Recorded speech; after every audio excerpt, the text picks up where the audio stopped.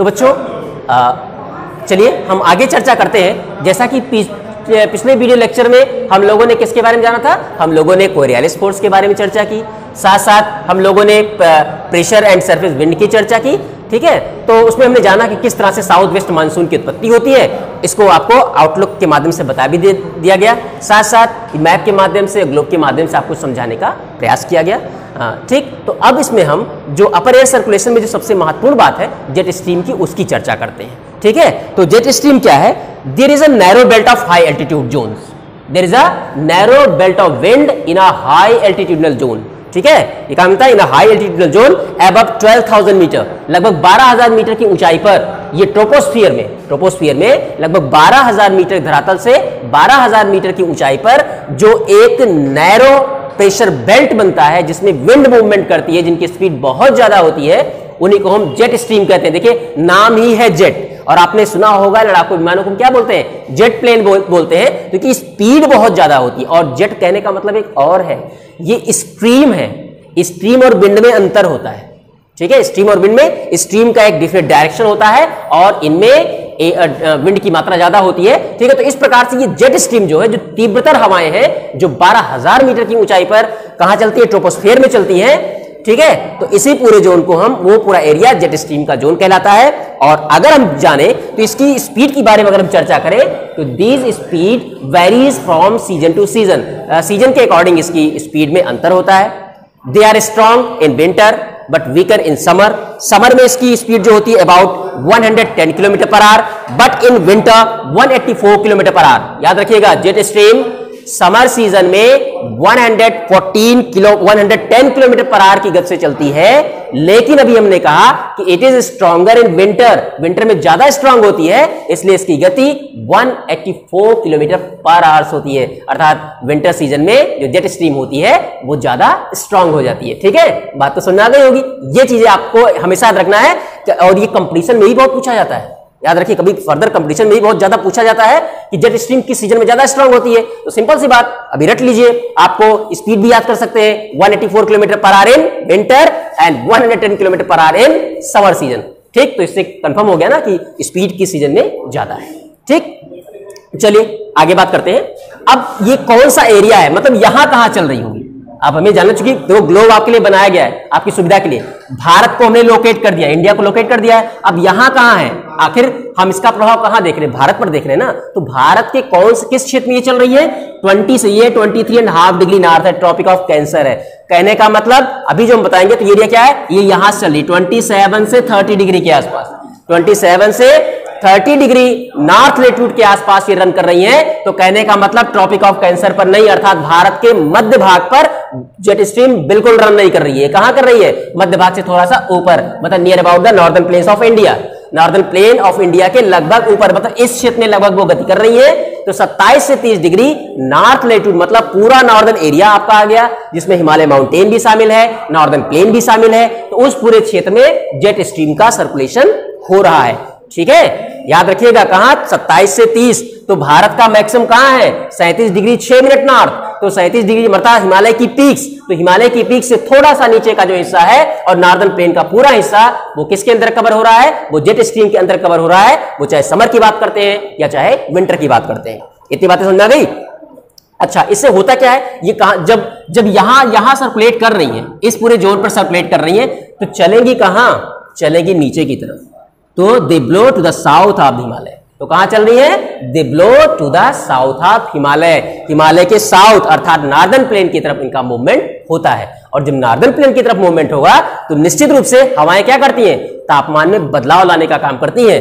तो जब ये इतनी तीव्रतर हवा जो हिमालय के साउथ की तरफ मूव कर रही है, अर्थात प्लेन की तरफ मूव कर रही है, और हिमालय का भूभाग कैसा है आपको पहले से क्लियर है, तो निश्चित रूप से ये उस क्षेत्र के तापमान में बदलाव लाने का काम करेगी। तो इन विंटर में अगर वो चलेगी तो यहां पर तापमान कम होगा, और अगर समर में चलेगी तो यहां पर तापमान ज्यादा होगा। तो इस तरह से अलग अलग कंडीशन में, अलग अलग सीजनल कंडीशन में इसकी गति में अंतर पाया जाता है, और उसी हिसाब से प्रेशर में डिफरेंस पाया जा रहा है। इतनी बात समझ में आ गई? ठीक, अब बात करते हैं दो और प्रकार के, एक ईस्टर्ली जेट स्ट्रीम की बात करते हैं, एक वेस्टर्ली जेट स्ट्रीम की बात करते हैं। तो ईस्टर्ली जेट स्ट्रीम की अगर बात करते हैं तो इन द समर सब ट्रॉपिकल वेस्टर्ली जेट स्ट्रीम चलती है। समर में क्या चलती है?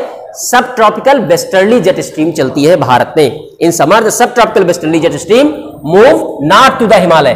ठीक, वो नॉर्थ और कहां चलेगी? तो साउथ ऑफ द पेनिसुला। ठीक है, मतलब हिमालय कहां से, ध्यान से देखिएगा कि जो साउथ वेस्टर्ली जेट स्ट्रीम होती है वो कहां से मूव कर रही है? From north of the Himalaya, Himalaya के नॉर्थ से मूव कर रही है। याद रखिएगा, south westerly jet stream move from north direction या from north to the Himalaya, Himalaya के नॉर्थ से वो भारत में प्रवेश कर रही है।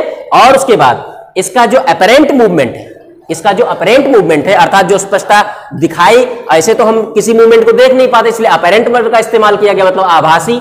ठीक है, तो जब ये चलती है तो ये सन के अकॉर्डिंग इसका मूवमेंट होता है। और ईस्टर्ली जेट स्ट्रीम होती है जिसको हम ट्रॉपिकल ईस्टर्ली जेट स्ट्रीम के नाम से भी जानते हैं, तो वो निश्चित रूप से वो उसका डायरेक्शन क्या होगा? समर सीजन का होगा। तो इस प्रकार से जो जेट स्ट्रीम होती है वो भारत के पूरे अपर एयर सर्कुलेशन को डिफाइन करने का काम करती है। तो इससे डिफाइन करने के काम, इसका रिजल्ट क्या होता है? निश्चित रूप से ये इंडियन क्लाइमेट को प्रभावित करने का काम करेगी। और इंडियन क्लाइमेट जब प्रभावित होगी तो इंडियन क्लाइमेट की फिर कैरेक्टरिस्टिक्स क्लियर हो जाएंगी। ठीक भाई, जिन चीजों के द्वारा किसी देश की जलवायु को अलग से हम कैटेगराइज कर लेते हैं या आइडेंटिफाई कर लेते हैं, वो इंपॉर्टेंट फैक्टर होते हैं। ठीक, और वही इंपॉर्टेंट फैक्टर किसी भी देश की क्लाइमेट को एकदम अलग से कैरेक्टरिस्टिक प्रोवाइड कर देते हैं। ठीक, तो उम्मीद करते हैं कि आपको ये जो चीजें थी, खासकर जिसमें से सरफेस विंड की बात, ठीक, फिर अपर एयर सर्कुलेशन की बात और उसके बाद वेस्टर्नी साइक्लोनिक डिस्टर्बेंस की बात, तो थोड़ा सा भी इसकी चर्चा हम करते हैं। वैसे हमने जो क्लियर कट देखा, पहले वीडियो में कोरियोलिस फोर्स के बारे में समझा, दूसरे में जेट स्ट्रीम के बारे में समझा, इसी में हम थोड़ी चर्चा कर लेते हैं कि वेस्टर्नी जो ये वेस्टर्न साइक्लोनिक डिस्टर्बेंस है ये क्या होता है। तो ये जो डिस्टर्बेंस होता है ये एक फेनोमेना है। ये क्या है? एक प्रकार फेनोमेना है, एक प्रकार की गतिविधि है जो चलती है विंटर मंथ्स में, brought by the westerly flow from the Mediterranean reason. ये अगर हम देखें तो भारत के इस डायरेक्शन से ऐसे भारत में प्रवेश करने का काम ये होता है इसका। ठीक है, अब अगर हम वर्ल्ड मैप उठाकर देखें, ये डायरेक्शन किसका होगा? यहां पर मेडिटेरेनियन सी पाया जाता है। तो मेडिटेरेनियन सी की विशेषता क्या है कि उस जोन में समर ड्राई होता है और विंटर वेट होता है। तो हमारे यहां इस वेस्टर्न डिस्टर्बेंस का प्रभाव कब पड़ता है? विंटर सीजन में पड़ता है। तो इसीलिए हम बता रहे हैं कि ये जो विंटर सीजन होता है, विंटर सीजन में मेडिटेरेनियन रीजन से जो हमारे तरफ हवाओं का प्रवेश भारत में होता है, जो चूंकि भूमध्य सागरीय क्षेत्र से आती है, वहां विंटर में नम भूमि होती है, अर्थात वहां पर नम जलवायु उस समय रहती है, तो वहां से जो विंड आएगी वो रेन बियरिंग विंड होगी। यहां तक चूंकि इधर फिर डिजर्ट का एरिया पड़ जाता है तो थोड़ा सा मॉइस्चर ये सोख लेती है।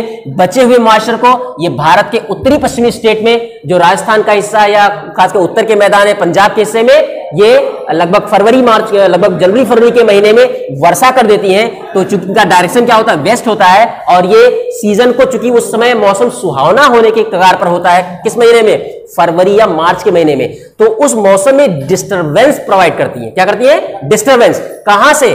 वेस्ट से। वेस्ट से आकर डिस्टरबेंस प्रोवाइड करती है कौन? विंड। इसीलिए इनको हम वेस्टर्ली डिस्टरबेंस कहते हैं। याद रखिएगा, ऐसे नाम नहीं रख दिया गया, वेस्ट से आई वेस्टर्ली और डिस्टरबेंस प्रोवाइड की, इसलिए डिस्टरबेंस। तो वेस्टर्ली डिस्टर्बेंस के नाम से इसको जाना जाता है। They sudden change the Indian climate and also change the temperature of the northern plain of India, especially the north western part of India. It is clear? तो उम्मीद करते हैं कि ये चीजें इसके माध्यम से, वेस्टर्ली डिस्टर्बेंस के माध्यम से जनरेट हो गई होगी। और इसी को हम क्या बोलते हैं? इसी को हम वेस्टर्निक साइक्लोन कहते हैं। साइक्लोन कभी भी बता के नहीं आता, ठीक, सडन चेंज आता है। तो साइक्लोन में सडन चेंज आता है, टेम्परेचर सडन बदल जाता है, एकाएक खूब तेज वर्षा होने लगती है, या फिर चारों तरफ बादलों की गड़गड़ाहट शुरू हो जाती है। और इन्हीं वजह से इसको हम क्या बोलते हैं? साइक्लोन। एक चक्रवर्ती स्वरूप हो जाता है। ठीक है, एक ऐसा चक्रवर्ती स्वरूप होता है जिसमें हम पूरी तरह से कंफ्यूज होते हैं कि मौसम किस प्रकार बदलेगा। ठीक, इसीलिए वहां हमने क्या एक वर्ड दिया? Western cyclone. तो कहां से आया? वेस्ट से डिस्टर्बेंस पैदा किया, इसलिए डिस्टर्बेंस कहा गया। ठीक, साइक्लोन क्यों कहा गया? एकाएक पूरा temperature, wind condition, rain condition सब में इसने परिवर्तन ला दिया, इसलिए इसको वेस्टर्निक साइक्लोनिक डिस्टर्बेंस के नाम से जाना गया। क्लियर? अब तो समझ में आ गया होगा ना, निश्चित रूप से। चलिए, तो यहीं पर अब इस वीडियो लेक्चर को एंड करते हैं। और आपका जो सबसे महत्वपूर्ण काम है कि पूरे वीडियो लेक्चर को ध्यान से पूरा देखेंगे। सबसे पहली बात तो पूरा देखेंगे और एक एक फैक्ट को रिवाइज करेंगे। और अगर कहीं कोई दिक्कत आती है तो आप कमेंट बॉक्स में उसको लिख सकते हैं। और ध्यान से जब वीडियो देखेंगे उसके बाद सब्सक्राइब करेंगे तो जो अपडेट होगा वो आपको वो आपको प्राप्त हो जाएगा। उस अपडेट से आप नेक्स्ट अपने सॉल्यूशन को, नेक्स्ट जो प्रॉब्लम है उसको सॉल्व कर सकते हैं। इसलिए ये कह दिया जाता है कि आप कम से कम सब्सक्राइब करें, आपको फर्दर अपडेट मिल जाए और आपकी जो फर्दर क्वेरीज हो वो भी सॉल्व हो जाए। Okay, thank you class.